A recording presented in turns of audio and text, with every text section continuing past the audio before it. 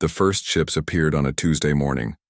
They came without warning, 3 massive vessels that slid into orbit around Jupiter like silent ghosts. Earth's deep space monitoring stations sent back the first images, smooth, oval crafts with a faint blue glow pulsing along their hulls.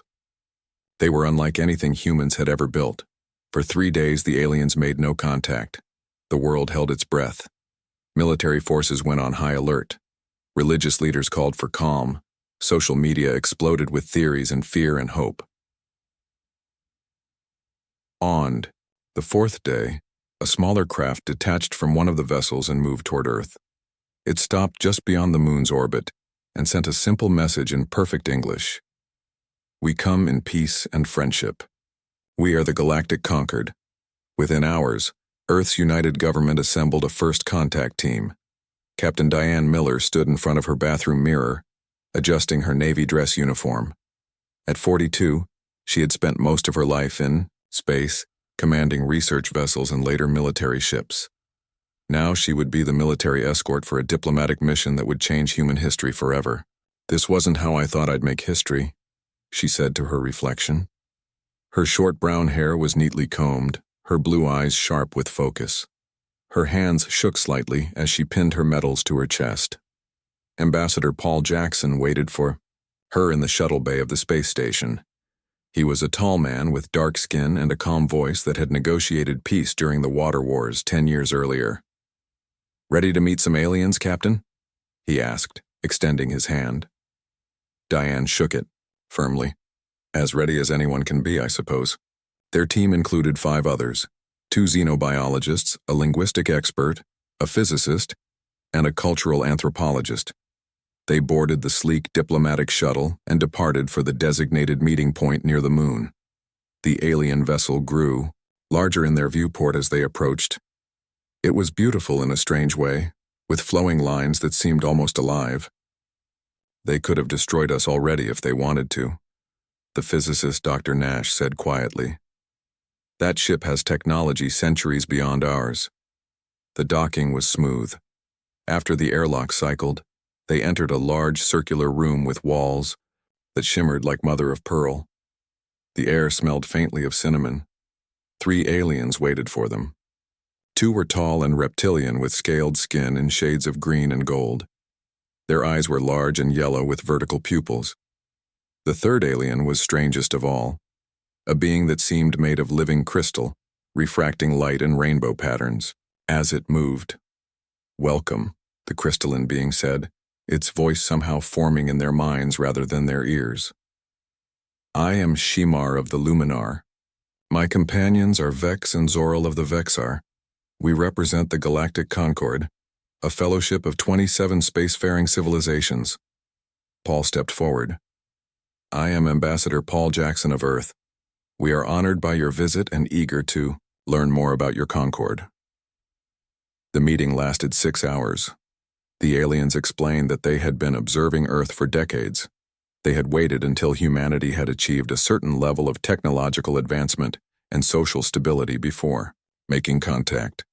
"Your species has great potential," Shimar said. "The Concord wishes to welcome humanity among the stars." They spoke of incredible technologies, faster than light travel, cures for all diseases, clean energy sources that could end Earth's environmental struggles, and terraforming techniques that could make Mars fully habitable within a decade. "What does the Concord want in return?" Diane asked when there was a pause. The reptilian called Vex made a gesture with its clawed hand. "Only your participation, your unique perspective. Each species brings something valuable to our fellowship." The term seemed too good to be true. The aliens offered to share their technology, open trade routes, and help humanity establish colonies beyond the solar system. All Earth had to do was agree to follow the basic laws of the Concord and allow alien representatives to help guide Earth's integration into the galactic community. When the meeting ended, the human team returned to Earth with recordings, preliminary, agreements and samples of alien technology that confirmed everything the aliens had claimed. Over the next 3 months, Earth's leaders met with Concord representatives. The public watched with growing excitement as alien vessels became a common sight in Earth's skies. The Concorde built an embassy in Geneva and began to share medical technology that cured previously terminal diseases. 6 months after first contact, Earth officially joined the Galactic Concorde. The Treaty of Seoul was signed in a worldwide ceremony. Billions watched as Paul Jackson shook hands with Shamar, while presidents and prime ministers applauded. Today marks the beginning of a new era for humanity, Paul said to the cameras. Together with our new allies, we step into a future of unlimited potential. The celebrations lasted for days. Artists created works depicting humanity joining the stars. Children played with toys modeled after the alien visitors. Companies began working with Concorde advisors to develop new technologies. Diane Miller was promoted to admiral and given command of a new division, tasked with incorporating Concorde technology into Earth's defense fleet. She worked closely with the Vexar military liaison, learning about threats that existed in the wider galaxy. The Taraxian Empire has been expanding for centuries, Vex told her during a briefing. They believe in conquest rather than cooperation. The Concorde has contained them thus far, but they remain dangerous. Earth will do its part to help defend against any threats, Diane assured him. It was Dr. Alan Wright who first noticed something wrong. Working in a joint human-alien research facility on the Moon, the quantum physicist discovered discrepancies between what the aliens shared publicly and what their technology actually revealed. These power readings don't match what they told us, he murmured to himself late one night when the Luminar scientists had left the lab. He began to look more closely at the Treaty of Seoul, studying subclauses and appendices that few had examined in detail. What he found disturbed him deeply. According to the fine print, Earth was classified as a protected resource world. Humans were listed as a developing species under guidance. The treaty placed strict limits on how humans could use the technologies they were being given. 6 months after the signing, Wright brought his findings to Admiral Miller. They met in a park in Washington, D.C., away from any possible monitoring. They've classified us as a protected species, Wright explained, his voice low. Essentially, we're a nature preserve to them. The whole planet is. That can't be right, Diane frowned. We're building ships together. They're helping us terraform Mars. Yes, but read these restrictions. We can only build what they approve. We can only settle where they permit. And look at this section on resource allocation. Diane read the document with growing alarm. The Treaty of Seoul gave the Concorde rights to redirect a significant portion of Earth's resources to other conquered worlds. In return, Earth received technology, but only specific technologies deemed appropriate for humanity's development level. We've been manipulated, Wright said. During the treaty negotiations, did you ever notice anything strange about the Luminar representatives? Moments when negotiators suddenly changed their positions? Diane thought back to the negotiations. There had been times when Earth's representatives had abruptly agreed to terms they had previously contested. She had attributed it to diplomatic compromise. The Luminar are telepathic, Wright whispered. I've been researching their biology. They can subtly influence thoughts, not control minds, but nudge perceptions. As they parted ways, Diane felt a chill that had nothing to do with the autumn air.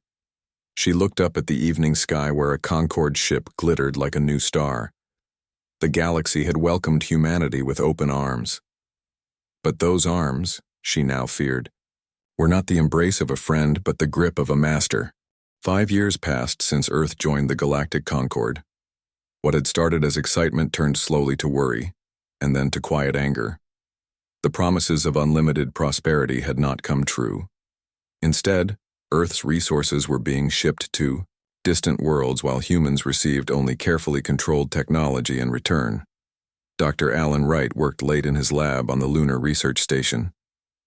At 53, his hair had gone mostly gray, but his mind remained sharp. His official job was studying quantum field technology under Luminar supervision. His real work happened after hours, when the aliens left. Tonight, he carefully removed a panel from the wall and took out a device he had built in secret.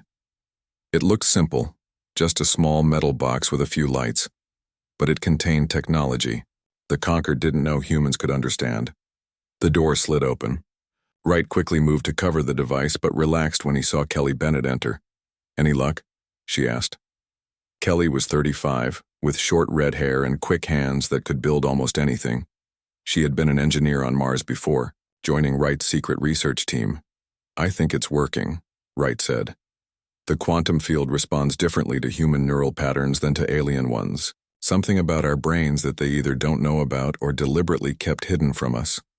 Kelly closed the door and checked that the anti-surveillance measures were active. "Sam's coming with the new components." He had to wait until the Vexar observer left the manufacturing section.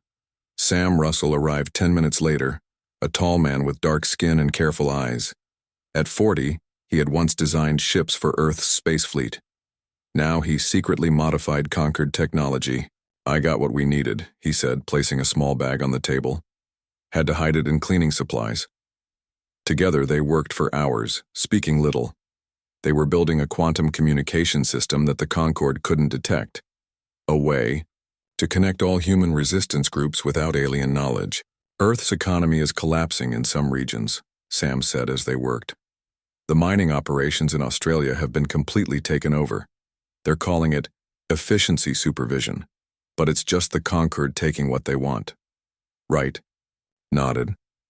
"It's the same story everywhere. The Concorde takes our resources and gives us just enough in return to keep us from open rebellion."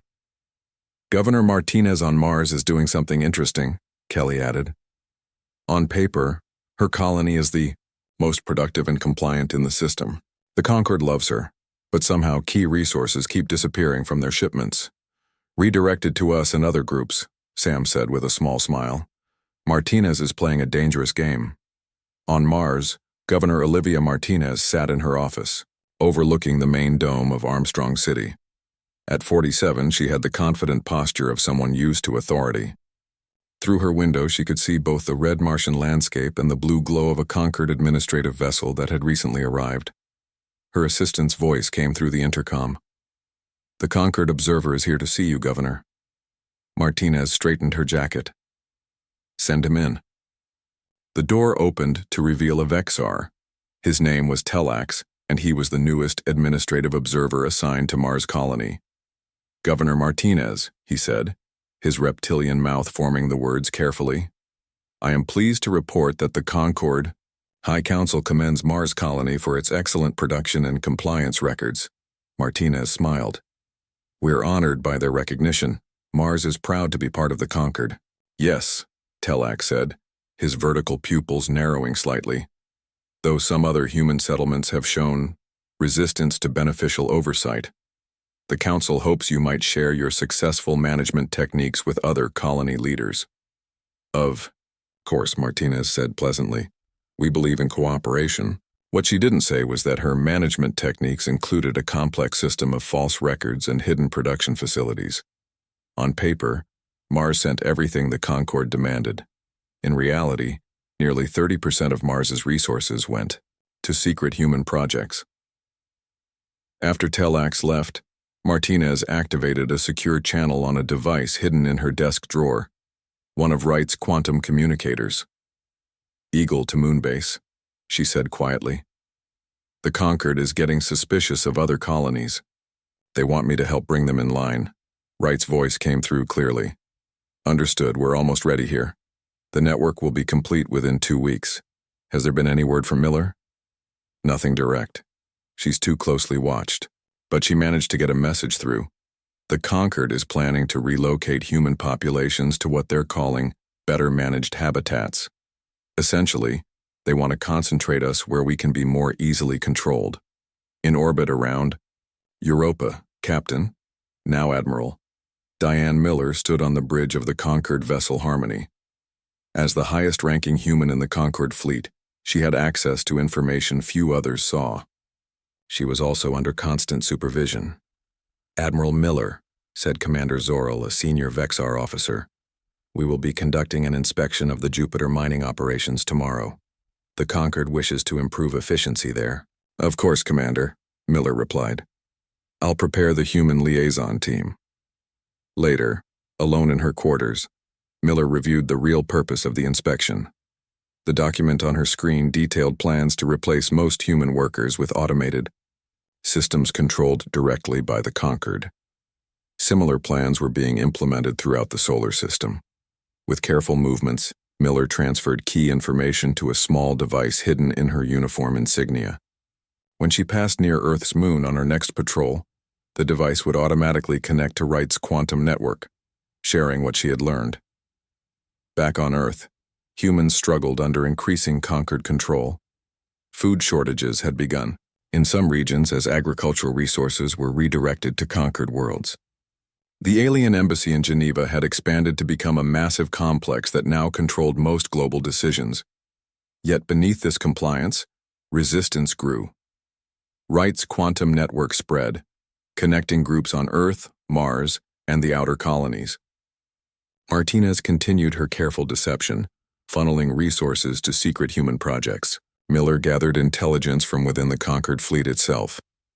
In underground facilities on Earth, hidden bases on Mars, and secret stations in the asteroid belt, humans worked quietly. They studied conquered technology, adapted it, and in some cases, improved upon it. They built ships that didn't appear in any official record. They trained soldiers out of sight of conquered observers. To the conquered, humanity appeared to be adapting well to its place in the galactic hierarchy, a minor species grateful for guidance, accepting its role as a resource provider for more advanced civilizations. But in reality, humans were preparing, not for open rebellion. They knew they couldn't win a direct conflict, but for something the Concord would never expect. They were preparing to simply walk away. 10 years had passed since the Concord arrived. To most aliens in the galaxy, Earth was just another minor world that had joined their grand alliance. Humans were seen as a primitive but promising species, still learning their place in the greater community of worlds. This was exactly what humanity wanted them to think. In the asteroid belt between Mars and Jupiter, in a hollow space inside a large, unremarkable rock, Admiral Greg Foster stood in a control room that officially did not exist. At 50, Foster had once commanded Earth's Pacific Fleet before being retired by the Conquered, who claimed Earth needed fewer military leaders in peacetime. Now he looked at a display showing 173 ships, a fleet built in secret over 8 years. The vessels were smaller than Conquered warships but incorporated both stolen alien technology and unique human innovations. Status report, Foster said to the room of officers. All ships at 97% readiness, replied his second-in-command, Lisa Reyes. Quantum shields are functional. Weapons systems tested and operational. Crews are prepared. Foster nodded. And they still don't see us? No, sir. Dr. Wright's cloaking technology is holding. To Conquered sensors, this is just an empty mining area. On the moon, Alan Wright stood before a massive machine that took up most of an underground chamber. The quantum displacement system was his life's work, technology that could effectively remove human settlements from detection. Kelly Bennett worked at a control panel, while Sam Russell checked final connections. After 10 years of secret work, they were ready. The network is complete, Kelly said. Every human settlement is connected. Earth, Mars, Luna, the Jupiter and Saturn colonies, even the deep space outposts. Wright nodded, his hands shaking slightly with age and excitement. Once activated, the quantum shield will phase our worlds partially out of conventional space.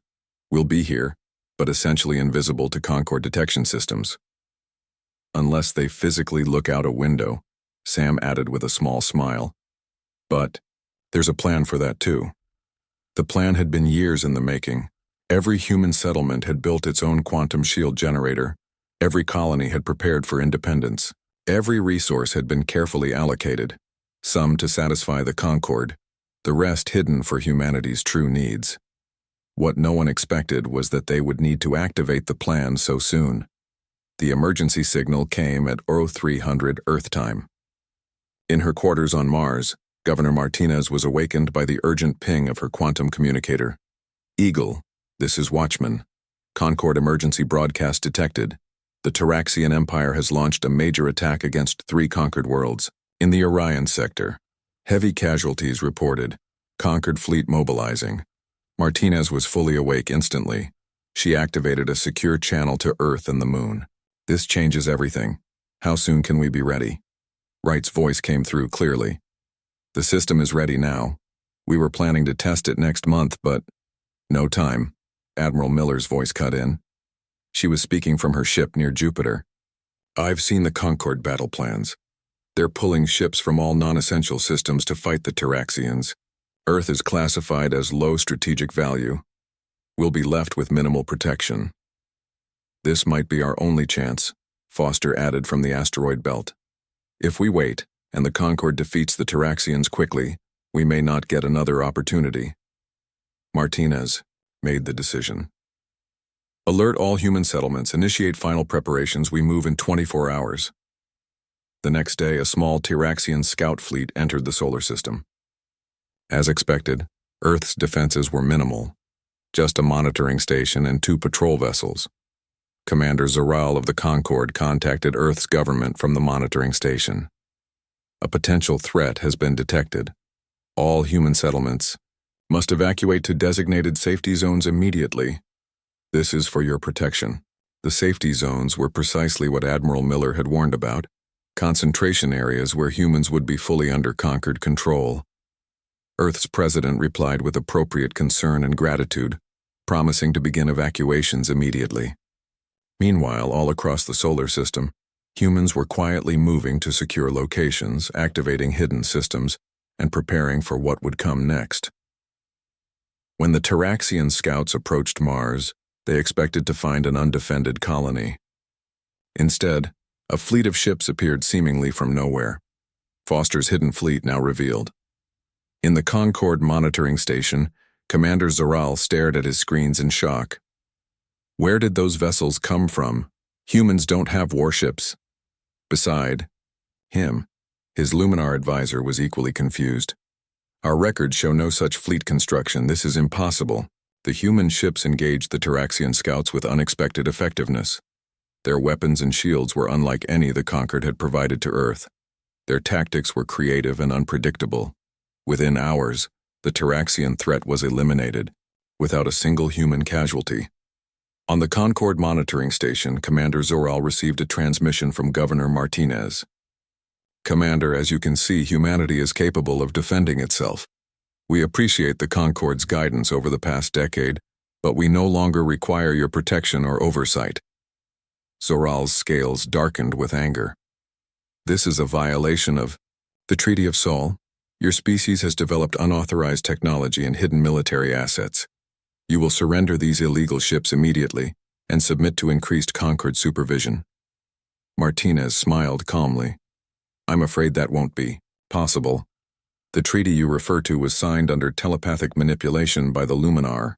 It is therefore invalid under your own Concorde law. This is outrageous, the Luminar advisor hissed. The Concorde High Council will not tolerate such defiance from a protected species. We are not a protected species, Martinez replied. We are your equals. We always were. You just refuse to see it. She ended the transmission.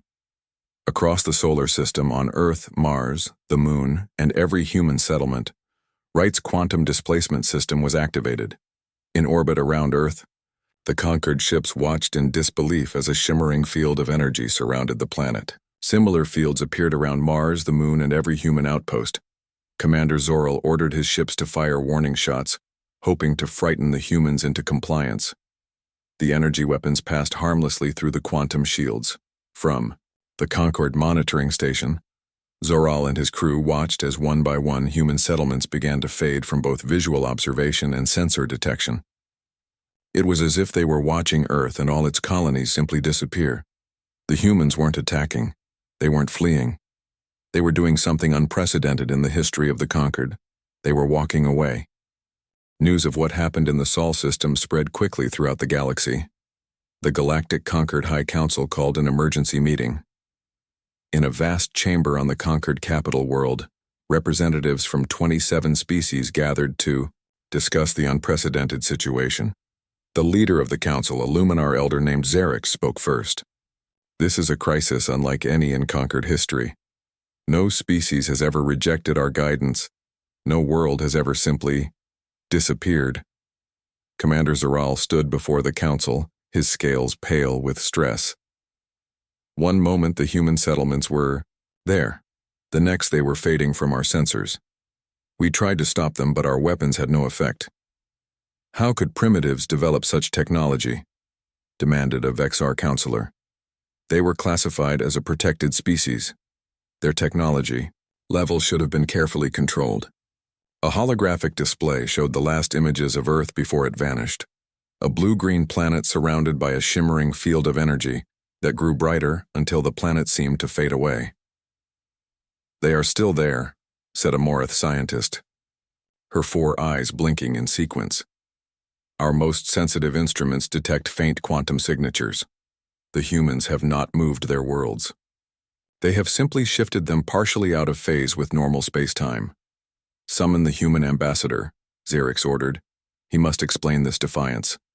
But Ambassador Paul Jackson was already gone, along with every human representative in Concord space. The only human the Concord could find was a single diplomat who had been left behind specifically to deliver a message. She was brought before the council within hours. Linda Coleman stood calmly before the assembled alien leaders, a woman in her 50s with streaks of gray in her dark hair. "Where is Ambassador Jackson?" Xerix demanded. "Why have your people violated the Treaty of Sol?" Linda spoke clearly, her voice amplified throughout the chamber. "Ambassador Jackson has rejoined Earth, which has reclaimed its independence. I am authorized to explain humanity's position." "You have no position," a Vexar counselor hissed. "Your world is bound by treaty. Your species requires our protection." Linda smiled slightly. "The treaty was invalid from the beginning. It was signed under telepathic influence, which violates your own laws regarding diplomatic relations." The chamber erupted in angry shouts and denials, but Linda continued once the noise subsided. "For 10 years, humanity endured being treated as lesser beings. For 10 years, we watched our resources flow outward to your worlds while receiving only limited technology in return. For 10 years, we were denied a true voice in conquered decisions." She activated a small device, and a hologram appeared showing Concord ships removing vast quantities of minerals from Earth mines, water from Earth's oceans, and biological samples from Earth's forests. "These are the true terms of our relationship," Linda said. "Not partnership, not guidance, exploitation." Xerix's crystalline form darkened. "The Conquered brings order to the galaxy. Every species has its place in our hierarchy. Younger races, like yours, benefit from our wisdom until you are ready for full membership." "And who decides when we are ready?" Linda asked. "After a century, a millennium, or would that time never come? Would Earth always be a protected world? Our resources available for conquered use, our people never truly free?" She activated her device again, and a new hologram appeared. Ambassador Jackson standing in what appeared to be a government chamber on Earth. Jackson spoke directly to the council. "The Galactic Concord has 2 options. First, you can recognize humanity as full and equal members with all associated rights, including the right to develop our own technology and manage our own resources." He paused. "Or second, we will remain, as we are now, present but unreachable. Our quantum displacement technology places us slightly out of phase with normal space. We can observe you, but you cannot touch us." "This is blackmail," shouted a Vexar counselor. Jackson's hologram continued. "It is not blackmail. It is a declaration of independence. For too long, the Conquered has classified developing worlds as resources to be harvested rather than equals to be welcomed. This ends now, at least for humanity." "You need the Conquered," Xerix said, his voice resonating through the chamber. "The Taraxian Empire is expanding. Without our protection, they will conquer your worlds." "We have demonstrated our ability to defend ourselves," Jackson replied. "The recent incident with Taraxian scouts proved that. We do not need your protection." "The full Taraxian fleet is not a scouting party," Xerix warned. "They will come for you once they learn you are no longer under conquered protection." Jackson nodded. "Perhaps. But we would rather face that threat as free beings than live as servants." The hologram disappeared, leaving Linda alone before the council. "This is humanity's decision," she said. "We wish the Concord no ill will. We simply choose not to be controlled any longer." After hours of debate, the council reached a decision. Xerix addressed Linda formally. "The Concord does not recognize your independence. Your displacement technology is illegal under Concord law. We demand that all human settlements return to normal space immediately and submit to Concord authority." Linda nodded as if she had expected this response. "I will convey your message, but I should warn you. You are making a mistake. Humanity is not the only species that has suffered under Concord protection. We are simply the first to find a way to escape it." She left the chamber to return to Earth, using a special transport device that allowed her to phase between normal space and the shifted reality where human worlds now existed. The Council immediately ordered a military response. A fleet of Concord warships was dispatched to the Sol system with orders to break through the quantum shields using any means necessary. When the fleet arrived, they found only empty space where Earth, Mars, and the Moon had once been. Their sensors detected faint energy signatures but nothing solid enough to target. Commander Krell, leader of the Concord fleet, ordered his ships to fire energy weapons at the coordinates where Earth should be. The beams passed through empty space. He ordered gravity weapons activated, attempting to disrupt the quantum shields. Nothing happened. After 3 days of failed attempts, Krell received an unexpected message. It came through all communication channels simultaneously, bypassing Concord encryption. "This is Admiral Greg Foster of Earth. Your weapons cannot reach us. Your technology cannot detect us. We are here but beyond your reach. We suggest you return to Concord space. This solar system is now sovereign human territory." Krell responded with threats, but Foster's voice remained calm. "We did not leave to start a war. We left to end our servitude. Remember that distinction. Now please depart, or we will be forced to demonstrate that while you cannot reach us, we can reach you." As if to emphasize the point, small energy pulses appeared from seemingly nowhere, precisely targeting the engines of 3 Concord ships. The damage was minimal, but the message was clear. Humans could attack if they chose to. The Concord fleet withdrew, and for the first time in its long history, the Galactic Concord had been defied and had no way to respond. 6 months passed since Earth and all human colonies had phased out of normal space. The Galactic Concord faced problems it had never anticipated. Without access to Earth's resources, several conquered worlds experienced shortages. Trade routes had to be reorganized. Military plans had to be redrawn. Worse, news of humanity's successful defiance spread through the galaxy. On a dozen worlds, species that had long been classified as protected began to question their status. Unrest grew. For the first time in centuries, the Concord's authority was being challenged. The Taraxian Empire noticed this weakness. Their warships pushed deeper into Concord territory, conquering 3 border worlds in quick succession. The Concord fleet, still recovering from the loss of key resources from Earth, struggled to respond effectively. On the Concord capital world, Xerix called yet another emergency council meeting.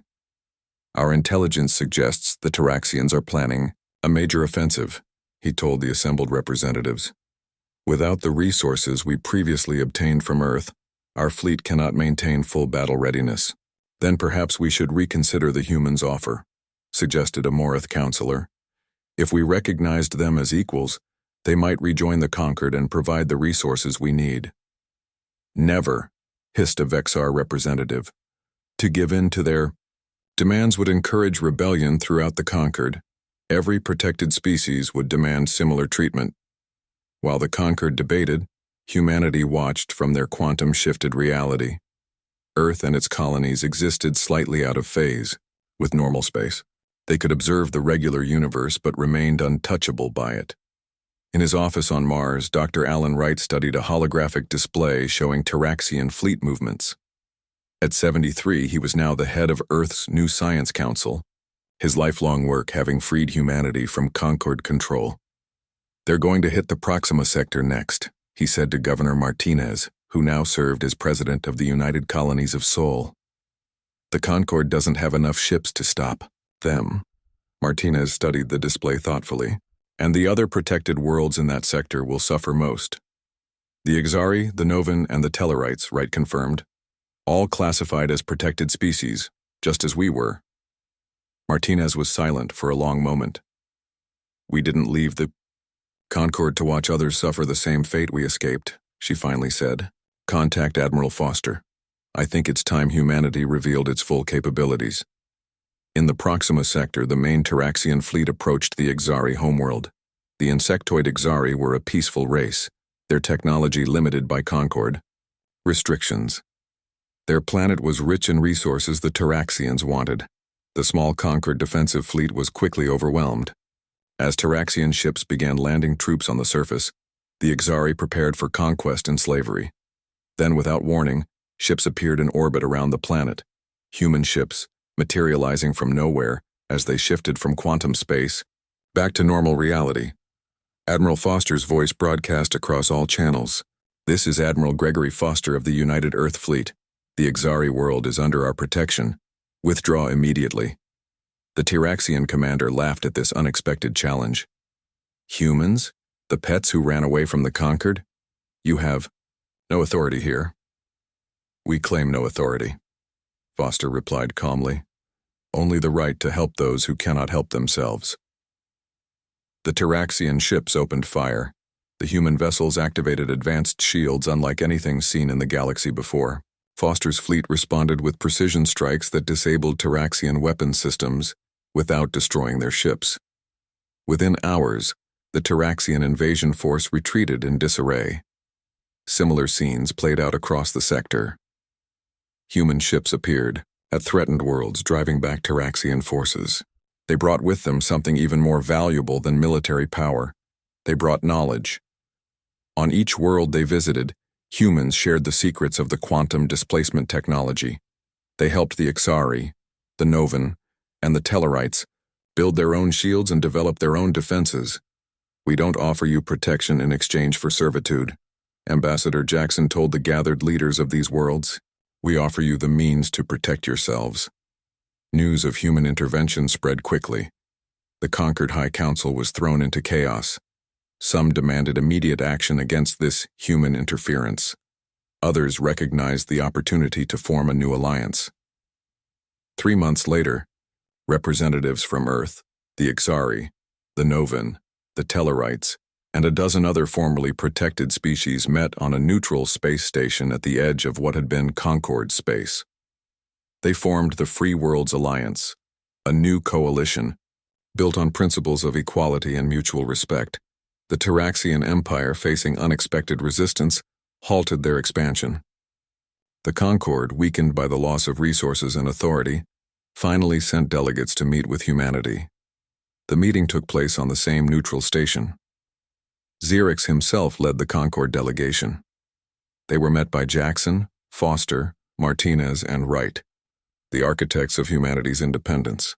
The Concorde is prepared to offer humanity full membership status, Xerix announced, his crystalline form shimmering with barely contained frustration. Equal rights, equal voice in all decisions. What you offer now, you should have offered. From the beginning, Jackson replied. But the offer comes too late. We are no longer interested in joining the Concorde. The Free Worlds Alliance has chosen a different path. Without the Concorde's guidance, the galaxy will fall into chaos, Xerix warned. Thousands of years of order and progress will be lost. Wright spoke up, his voice steady despite his age. Not chaos, freedom. There's a difference. How did you do it? A Morth scientist in the Concorde delegation asked suddenly. How did humans achieve what was thought impossible? Your technology was controlled. Your resources were limited. Martinez smiled. Because you never truly understood humans. You saw us as primitive and thought that meant we were simple. You never realized that hardship breeds innovation, limitations breed creativity, and unity breeds strength, Foster added. You kept us divided, played our nations against each other. But when we realized what you were doing, we united. Not just in body, but in purpose. Jackson stepped forward. The Concord can continue to exist. We have no desire to destroy what you've built over millennia. But it must change. The days of protected species are over. All worlds must be given the choice of true membership or independence. Xerx's crystalline form darkened. And if we refuse? Then more worlds will walk away, Jackson said simply. As we did. And eventually the conquered will be an alliance of only those who wish to control others, with no one left to control. After 3 days of negotiations, an agreement was reached. The Concord would reform, ending the practice of protected status. All member worlds would be given equal rights. Those who wished to leave would be allowed to do so. 6 months later, humanity chose to partially return to normal space. Earth, Mars, and the other human colonies shimmered back into full reality, but kept their quantum shield technology as a safeguard. The galaxy had been transformed. Not by war, not by conquest, but by the simple, powerful act of walking away from oppression and returning only when ready to be treated as equals. As Wright told his students years later, the most powerful statement isn't always a shout of defiance. Sometimes it's simply standing up and walking away from the table until others realize your true worth.